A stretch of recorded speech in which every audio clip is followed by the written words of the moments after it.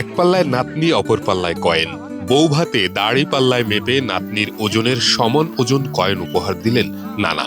ব্যতিক্রমী এই ঘটনায় রীতিমতো শোরগোল পড়ে গেছে এলাকায়।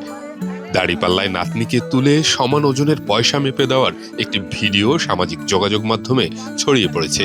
এমন ঘটনা ঘটিয়েছেন বগুড়া শহরের ঠনঠনিয়া এলাকার আব্দুল কাদের। পেশায় তিনি একজন গাড়ি চালক।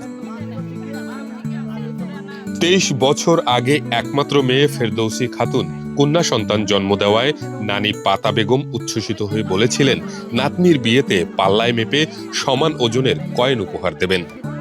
নানা আব্দুল কাদেরও স্ত্রীর ইচ্ছেতে সায় দেন। এরপর স্ত্রীর ইচ্ছা পূরণ করতে মাটির ব্যাংকে কয়েন জমানো শুরু করেন আব্দুল কাদের ও পাতা বেগম। বছর দুয়েক আগে মারা যান পাতা বেগম। কয়েক মাস পর নাতনি নাইমা খাতুনের ধুমধাম করে বিয়ে হয়। নানির দেয়া কথা রাখেন নানা আব্দুল কাদের। গত শুক্রবার বগুড়া শহরের ঠনঠনিয়া দক্ষিণ পাড়া এলাকায় নিজ বাড়িতে ধুমধাম অনুষ্ঠানের আয়োজন করে দাঁড়িপাল্লায় নাতনিকে তুলে সমান ওজনের 70 কেজি কয়েন উপহার দেন আব্দুল কাদের।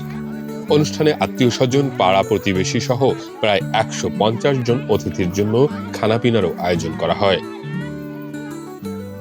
পেশায় গাড়ি চালক আব্দুল কাদের তার 2 সন্তানের মধ্যে মেয়ে ফেরদৌসী বেগমকে সোনাতলা উপজেলায় বিয়ে দিয়েছিলেন।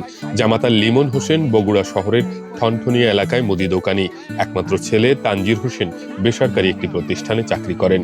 মেয়ের ঘরের নাতনি নাইমা খাতুনের স্বামী বগুড়া শহরের বেজোড় এলাকার হৃদয় হোসেন রাজমিস্ত্রি ঠিকাদারি পেশায় জড়িত।